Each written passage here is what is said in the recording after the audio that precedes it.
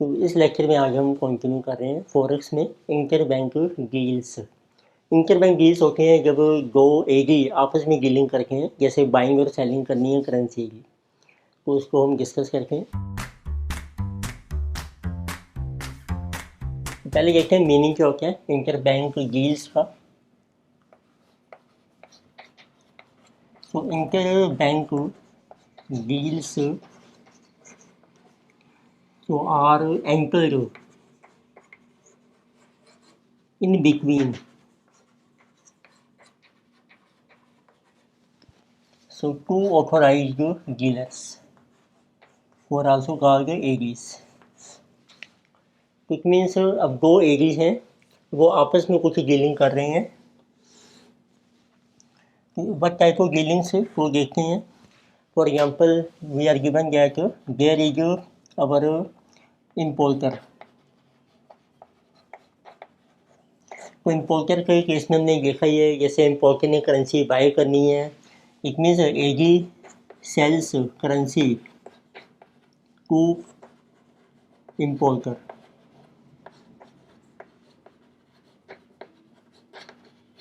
ठीक है, इम्पोर्टर ने करेंसी बाय करनी है, importer to buy currency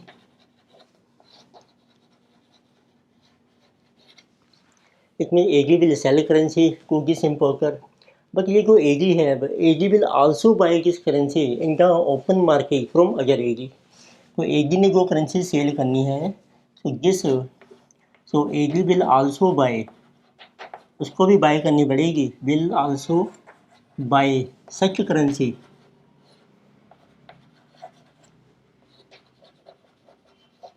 so in open market. तो इट मीन्स अब वो किससे बाय करेगा, that will be from other AD. तो इट मीन्स अब ये जो डील हो रही है ना इस एडी के साथ, इसको हम कहते हैं इंटर बैंक डील। तो अब इसमें आप ये भी कह सकते हैं, लेटर से किसी एडी नंबर 1 एंड किसी AD number 1 will buy from other AD number 2। तो दो एडी हो गए आपके। तो इसी तरीके से आप देखोगे एक्सपोर्टर का केस है। Exporter has to sell currency. Exporter ने गुड्स एक्सपोर्ट किए हैं, तो उसको करेंसी मिलेगी फॉरेन कंट्री से, तो वो उसने सेल करनी है, टू सेल करेंसी।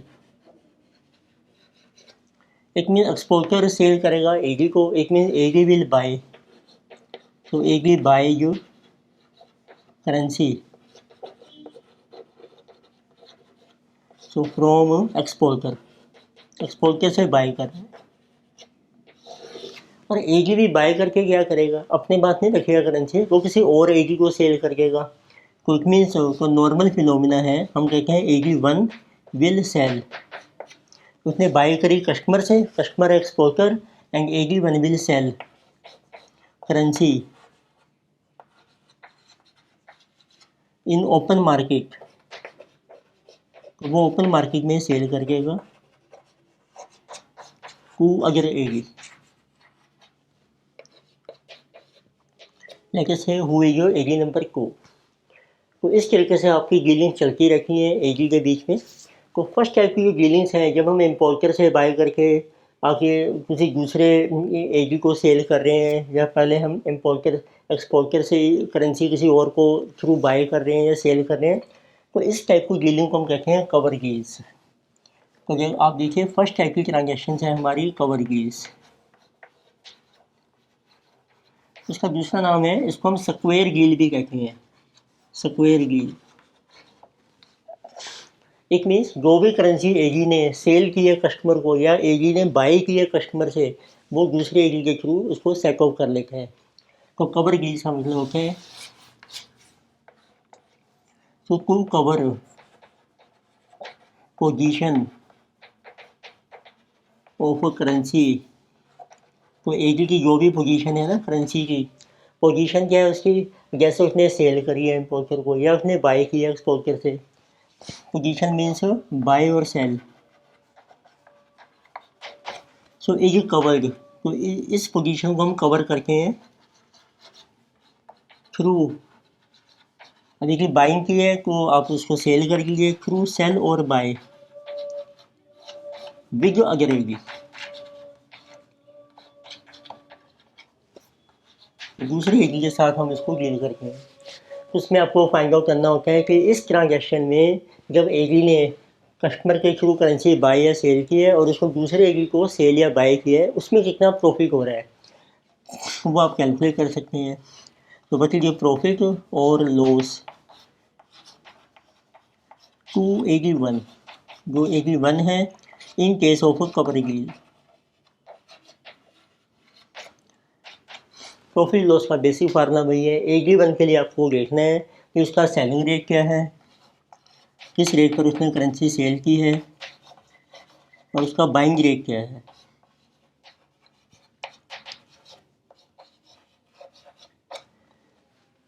तो यह है सिंपल ट्रांजेक्शन जिसका नाम था कवर डील।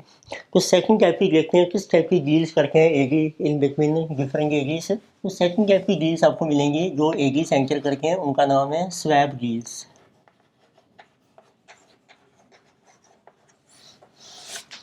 तो स्वैप डील्स में दो तरह की डील्स होती हैं। नंबर 1 होते हैं इसमें फॉरवर्ड स्वैप्स।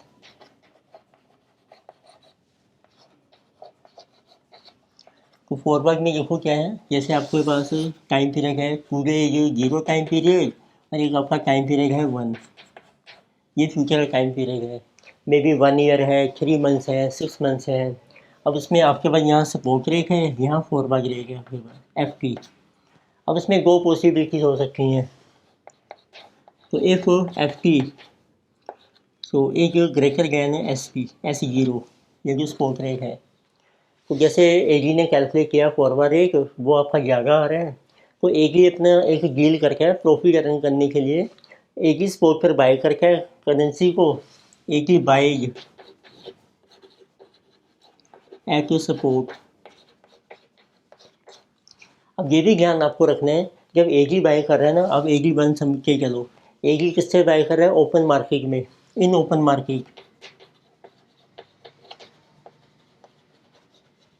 वो बाय करेगा किसी दूसरे एडी से, लेकिन अभी समझो ये कस्टमर बन गया एडी 1, तो ये दूसरे एडी से बाय करेगा। एडी बाय के सपोर्ट वो भी लिख लेते हैं हम यहाँ पर फ्रॉम एडी 2। तो इट मीन्स एडी 2 अब उसको सेल कर रहा है करेंसी, वो सेल करेगा ऑफर रेट पर। सो एट ऑफर रेट। तो आप बाय करो स्पॉट पर और उसको सेल कर दो फॉरवर्ड रेट पर। It means AD 1 sells at forward rate to 82 और ओपन मार्केट में आप उसको सेल कर सकते हो। जरूरी नहीं है वही एडी है, कोई और भी हो सकता है। तो ये भी ओपन मार्केट में है। इट मीन जब एडी 1 सेल करेगा दूसरे एडी को, दूसरा एडी बाय करेगा, तो ये हो जाएगा आपका एट बिग रेट।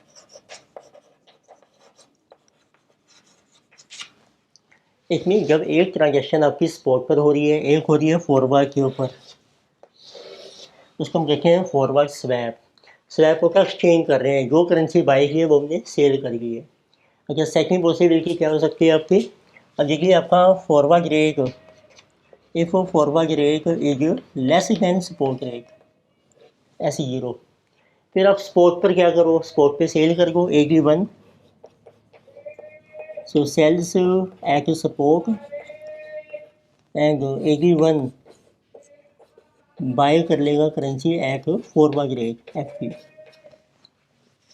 तो देखो आज रेट ज़्यादा है आपका, एस पे स्पॉट पे सेल कर दो, फॉरवर्ड पे बाय कर दो। ये किससे कर रहे हैं? From other AD, from other AD 82।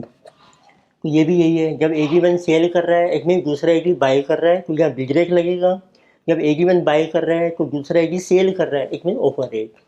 तो इसमें आपको ये देखना है कितना गेन या लॉस है। गेन या लॉस आपका यही है जैसे हमने यहाँ निकाला था, सेलिंग रेट और बाइंग रेट का भी डिफरेंस है, ये आपका गेन या लॉस आ जाएगा।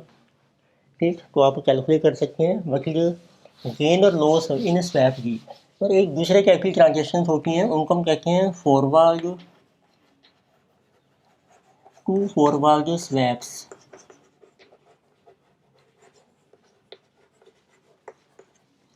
इस केस में क्या होता है, इसमें आपने अभी हमने देखा था फॉरवर्ड स्वैप में स्पॉट पर हम करेंसी बाय कर रहे हैं, फॉरवर्ड में सेल कर रहे हैं, या स्पॉट पे सेल कर रहे हैं, फॉरवर्ड में बाय। इसमें दोनों चीज़ें बाइंग सेलिंग दोनों फॉरवर्ड रेट पर होती हैं। इसमें both buying and selling takes place at forward rates.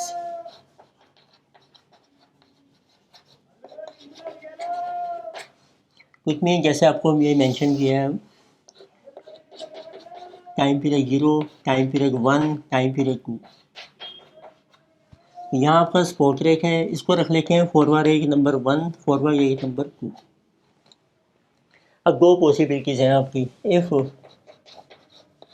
F2 आपका ग्रेटर है F1 से, तो आपने क्या करना है, F1 पे बाय कर लो, बाय एट F1, और जो F2 है उस पर सेल कर दो करेंसी को, आप sell at F2। Similarly if F2 is less than F1, फिर आप सेल कर लीजिए F1 के ऊपर और बाय कर लीजिए आप एट F2। तो इनका जो डिफरेंस है, बाइंग और सेलिंग रेट का डिफरेंस, वो आपका प्रॉफिट या लॉस हो जाएगा AG1 को। अब देखिए टाइम गैप है, तो इसमें टाइम गैप होता है आपका। अब कई बार क्वेश्चन में इंटरेस्ट का पॉइंट भी दिया होता है, जैसे आपने बाय कर लिया आपके एट F1 के ऊपर, तो अब उसके ऊपर आपको इंटरेस्ट की कॉस्ट भी पड़ जाएगी। तो इट मीन्स टाइम गैप के लिए, so if interest rate is given, then we have to consider, तो उस केस में आपको कंसीडर करना है बाकी इंटरेस्ट की कितनी कॉस्ट है आपकी, ये आपकी इनकम भी हो सकती है, तो वो भी आपको कंसीडर करनी है उस टाइम गैप के लिए। तो फाइनली गेन या लॉस वही है, selling rate minus buying rate.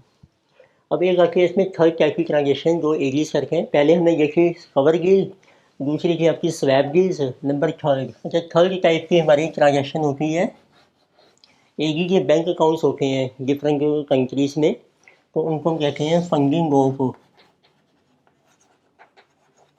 Bank accounts of AD. Funding का मतलब है कि आपको अपने बैंक अकाउंट से करेंसी बाय करनी है या सेल करनी है। इसमें हम देखेंगे दो तरह के बैंक अकाउंट्स हैं एडी के। नंबर 1 है जो नोस्ट्रो अकाउंट।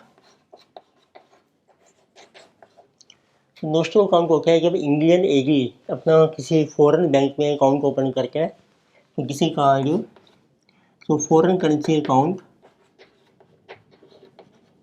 तो फॉरेन करेंसी आपको जैसे बाय सेल करनी है तो उसमें हम अकाउंट ओपन करते हैं ऑफ इंडियन एडी। जैसे अब इंडियन एडी की काफ़ी डीलिंग्स हैं इसको मतलब डॉलर में, तो वो डॉलर का अकाउंट ओपन कर सकते हैं, तो उसमें उसको कहते हैं फॉरेन करेंसी अकाउंट। तो जैसे आपने डॉलर का अकाउंट ओपन किया है, अब डॉलर आपको बाय करने हैं, तो उसमें इस नोस्ट्रो अकाउंट की फंडिंग कैसे होगी, आप बाय भी कर सकते हैं, बाय डॉलर।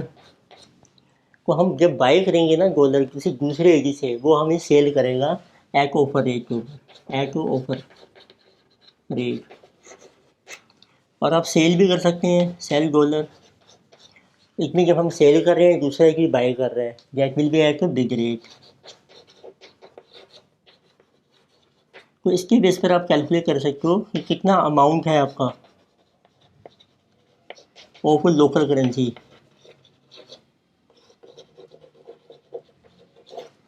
तो जब आप बाय कर रहे हैं तो लोकल करेंसी का कितना अमाउंट आपको पे करना है, जब आप सेल कर रहे हैं तो कितना अमाउंट आपको रिसीव होगा, तो वो हम कैलकुलेट कर सकें amount of local currency paid और रिसीव।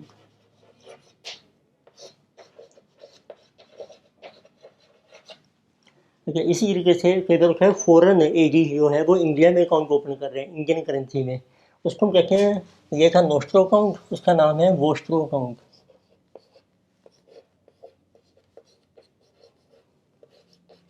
तो vostro account means in this case foreign AD opens rupee account. अब वो रुपी अकाउंट खोल रहे हैं इन इंडिया,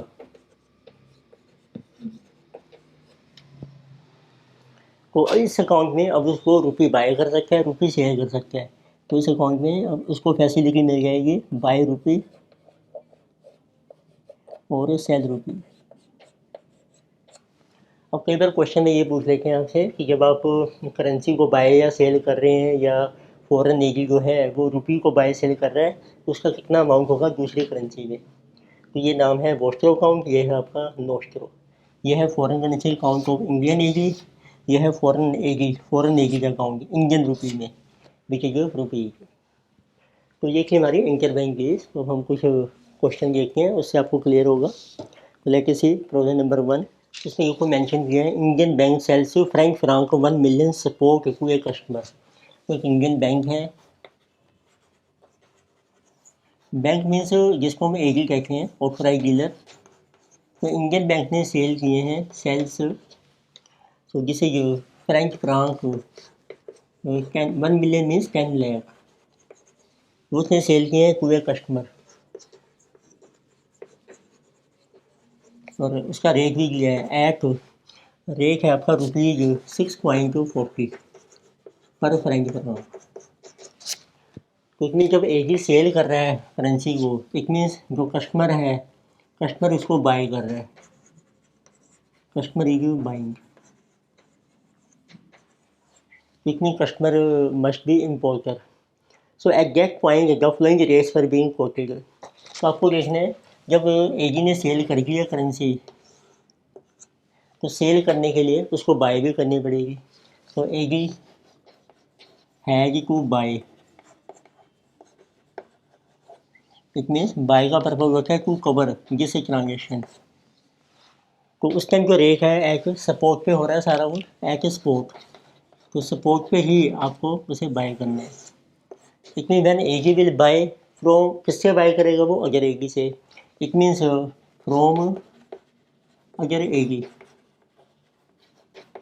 नंबर 2, अब वो जब बाय कर रहा है दूसरा एजी सेल कर रहा है, it mean that will be eight open rate. तो अब आप देखिए कितना है, बाकी support buying rate, support buying rate 281, तो 81 ने जब बाय करने हैं तो आपको रेट दिए हैं। देखो रेट हमें दिए हैं इसमें फ्रैंक दिया है पर डॉलर, तो रेट्स आपके पास हैं फ्रैंक पर डॉलर और एक है आपके पास रुपीज पर डॉलर। पर रेट फ्रैंक का नहीं लिया है, डॉलर में लिया है आपको। तो फ्रैंक का देखो रेट है 5.588 एंड 5.5920। और फिर आपके पास है रुपीज़ का रेट 35.50 एंड 35.60। तो इट मीन्स अब आपको क्या करना है, और आपको ऑफर रेट कैलकुलेट करना है, दूसरे एगी से हमने बाय करने हैं। तो it means sport buying rate क्या है 281 विच इज ऑफर। तो आप ऑफर रेट कैलकुलेट कीजिए। अब देखो डॉलर कॉमन करेंसी है, बेस में है, तो रुपी का हमने लेना है, रुपी को कोटेड करेंसी रखेंगे, फ्रैंक को बेस करेंसी। तो इसमें डिवाइड होगा, तो ऑफर रुपी का लीजिए ऑफर डिवाइडेड बाई बिग, तो इसका फार्मूला बन जाएगा रुपीज ऑफर रेट और फ्रैंक का हम ले रहे हैं बिग रेट, और उसमें कोई एक्सचेंज मार्जिन हमें मेंशन नहीं किया है। तो रेट आ जाएगा आपका जिसमें ऑफर है 35.60 divided by 5.588। So this will be our rate rupees per franc 35.6 divided by 5.588. So this is coming 6.3708। तो राउंड ऑफ कर दिया मैंने 4 डेसिमल में। तो अब आप इसका गेन या लॉस कैलकुलेट कर सकते हैं। अब जो कोई एडी ने सेल किया करेंसी कस्टमर को 6.40 पर और हम बाय करें 6.730, तो आपका प्रॉफिट आ जाएगा, profit to AD.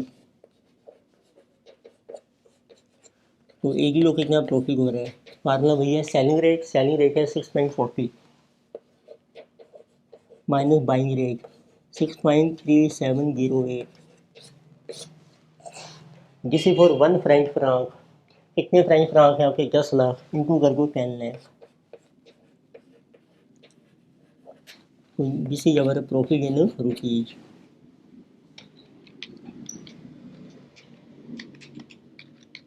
Which is 6.4 minus 6.3708 into 10 lakhs.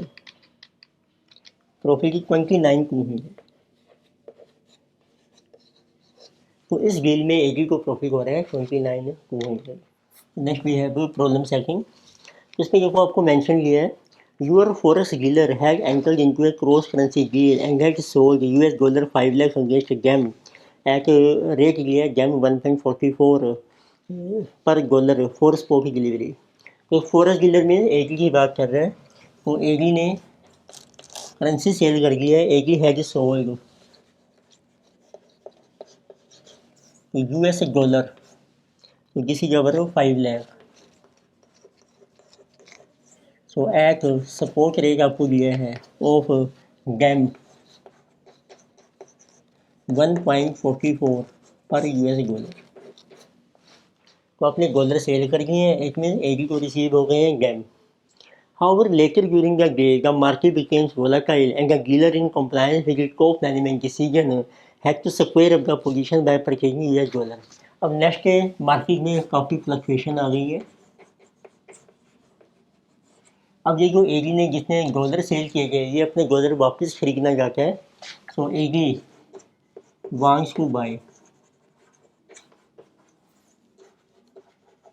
So dollar next day and assuming the support rates तो आर एज अंदर. अब उस टाइम आपका ये रेट हो गया है. अब आपको रेट दिए हैं रुपीज़ और आपके पास है डॉलर का रेट और एक आपके पास है गैम पर डॉलर. तो आपके रेट्स हैं 42.43/45. तो ये बन जाएगा 42.45 यानी कि 1.444 है 45. तो लास्ट 2 डिजिट चेंज हो जाएंगे. ये बन जाएगा 1.445. तो आपको बताना है कितना गेन है लॉस होगा. तो पहले देखें. देखो जब एजी ने डॉलर सेल किए हैं तो उसको गैम रिसीव हो गई थी. तो नंबर 1 तो कितने गैम रिसीव हुए आपको. गैम receive from sale of dollar.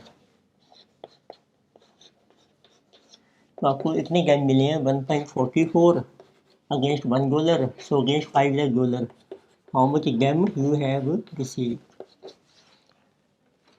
तो ये अमाउंट आ जाएगा आपका 5 लाख इंटू 1.44 720. आपको गैम रिसीव हो गए. अब इस टाइम ना आपको रुपीज़ का रेट नहीं दिया तो इसमें सिर्फ हम गैम ही कैलकुलेट कर सकते हैं. अब देखो नेक्स्ट डे अब अपने डॉलर को फिर वापस बाय करना है. तो इसलिए देखो कितने गैम पे करने पड़ेंगे डॉलर और गैम. तो अपने डॉलर बाय करना है. एक ही सेल करेगा ऑफर रेट के ऊपर. तो इट मीन्स अगर एक ही sells dollar at offer rate. तो जब आप डॉलर बाय करोगे उसको बाय करने के लिए आपको गैम की पेमेंट करनी पड़ेगी. फिर आप कैलकुलेट कीजिए गैम टू बी पेड. कितने गैम आपको पे करने हैं.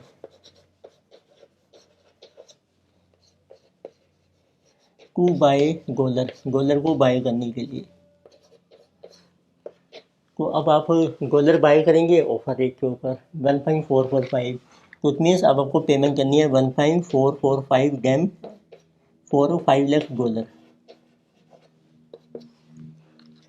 1.445 इंटू 5 लाख. This is 722,500. तो अब देखो रिसीट आपकी कम है गैम में पेमेंट ज़्यादा है. तो इट मीन्स आपको लॉस हो रहा है. तो जिसमें लीजिए लॉस. तो कितना लॉस है आपका. लॉस हो रहा है आपको गैम में. गैम लीजिए जिस माइनस जिस 2500 गैम का आपको लॉस हो गया है. राइट. तो इस लॉस को पूरा करने के लिए हमें गैम बाय करना पड़ेगा. तो बाय गैम उस टाइम जो भी रेट है. सो एट सपोर्ट रेट. ये है आफ्टर 1 डे. एक दिन के बाद का. ठीक है. तो अब आप ये कैलकुलेट कर सकते हैं रुपीज़ में. अब देखो आपको बाय करना है गैम तो दूसरा ही सेल करेगा. It means at offer rate. यहाँ से अब रेट निकाल के, ये आपके पास रेट है, तो रुपीज़ पर ग्राम का रेट आ जाएगा, रुपीज़ पर ग्राम। बेस करेंसी डॉलर सेम है, तो फार्मूला है big upon offer, offer upon big. पर हमें चाहिए सिर्फ ऑफर रेट, तो ऑफर रुपीज़ पर ग्राम का हमारा आ रहा है ऑफर रेट। तो जिसे जो रुपीज़ ऑफर रेट, उसको डिवाइड कर लीजिए ग्राम के बिग रेट से।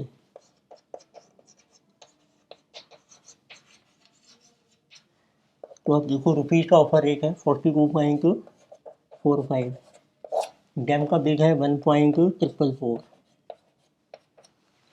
तो लेके से बचेगी जिस रेट 42.45 डिवाइडेड बाई 1.444।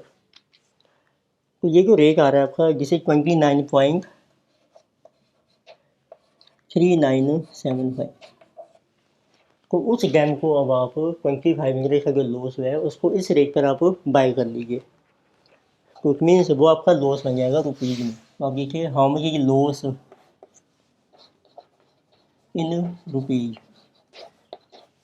तो आपको ग्राम बाय करने हैं 2500, और इसका रेट चल रहा है, जो ऑफर रेट है 29.3975 रुपीज़ में। तो आपका लॉस रुपीज़ में आ जाएगा 29.3975 इंटू 2500।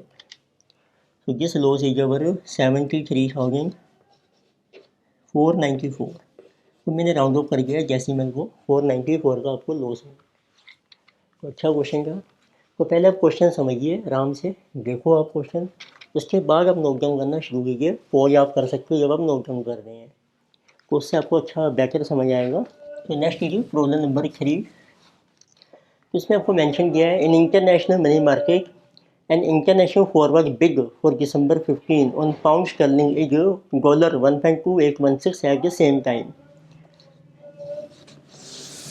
आपको दिसंबर 15 का आपको रेट लिया है पाउंड स्टर्लिंग का, तो जिसे फॉरवर्ड रेट लिया है फॉरवर्ड बिग,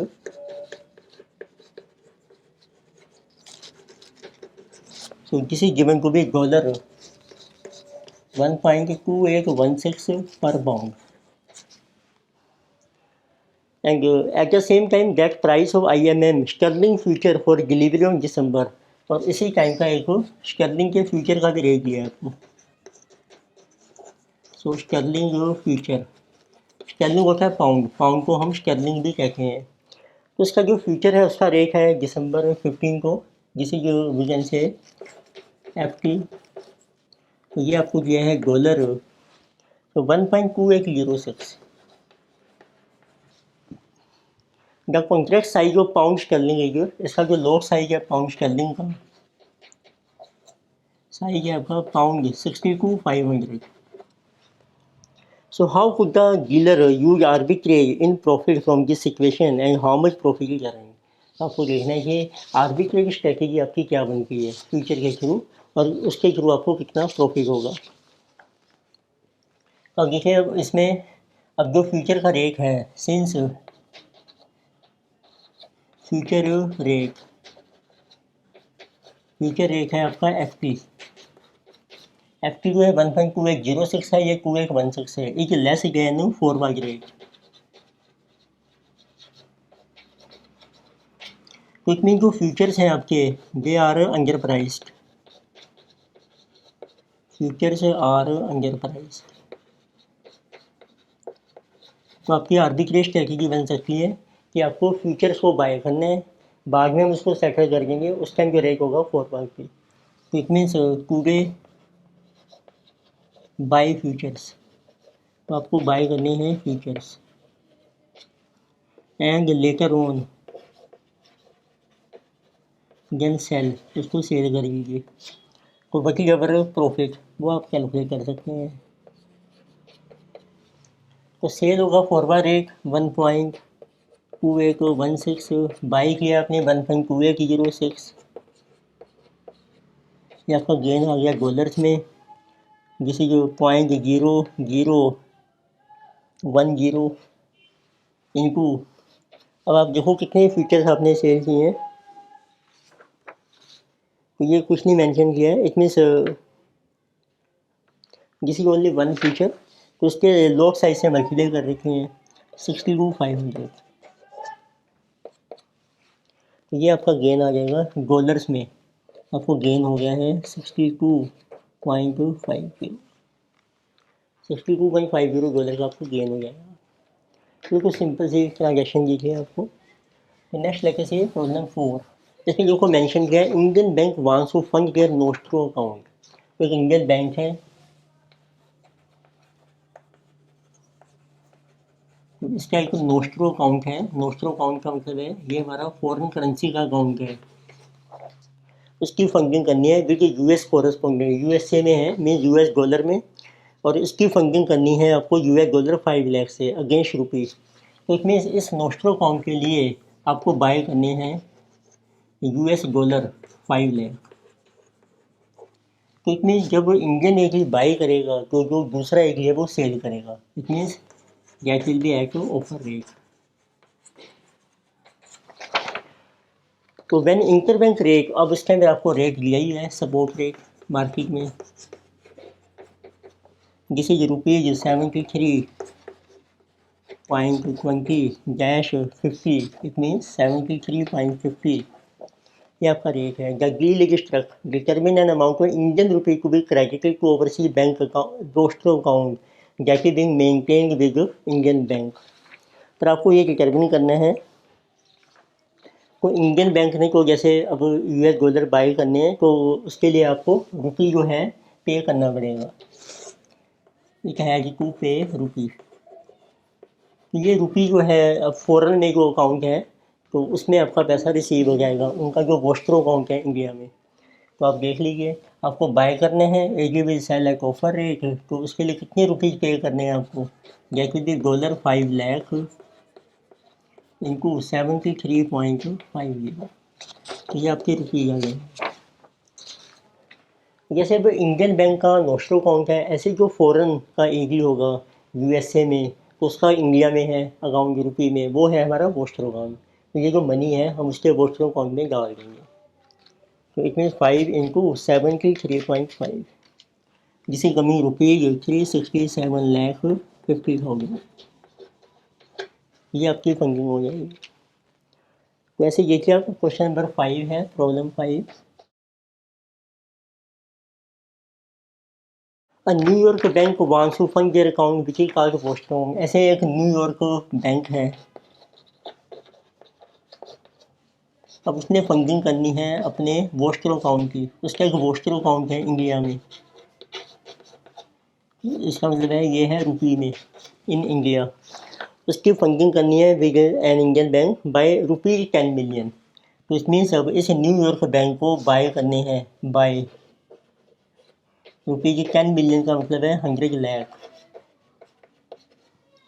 तो रुपी बाय करने के लिए अब उसको सेल करनी पड़ेगी अपनी करेंसी डॉलर, क्योंकि ये न्यूयॉर्क बैंक है, उसकी होम करेंसी है डॉलर। फिर आपको ये कह रखा है कि what dollar amount the New York bank would deposit in Indian bank account. तो ये डॉलर उसको डिपॉजिट करने पड़ेंगे इंडिया के बैंक अकाउंट में, तो कितने डॉलर उसको पे करने हैं, which is maintain in New York when inter bank rate is, उस टाइम जो रेट है आपका वो दिया है आपको support rate. This is given to be US dollar 74.50 dash 70, it means ये हो गया 74.70। इट मीन्स अब न्यूयॉर्क ने बाय करने हैं रुपीज़ और उसने सेल करने हैं डॉलर, तो हम उससे डॉलर बाय करेंगे, इंडियन एडी जो है वो बाय करेगा।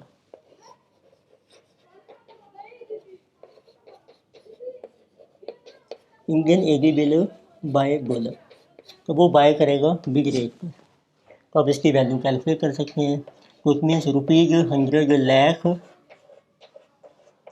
इसको डिवाइड कीजिए आप 74.50, ये आपके डॉलर्स आ जाएंगे जो इंडियन एडी को रिसीव होंगे या जो फॉरेन एडी है उसको पे करने हैं।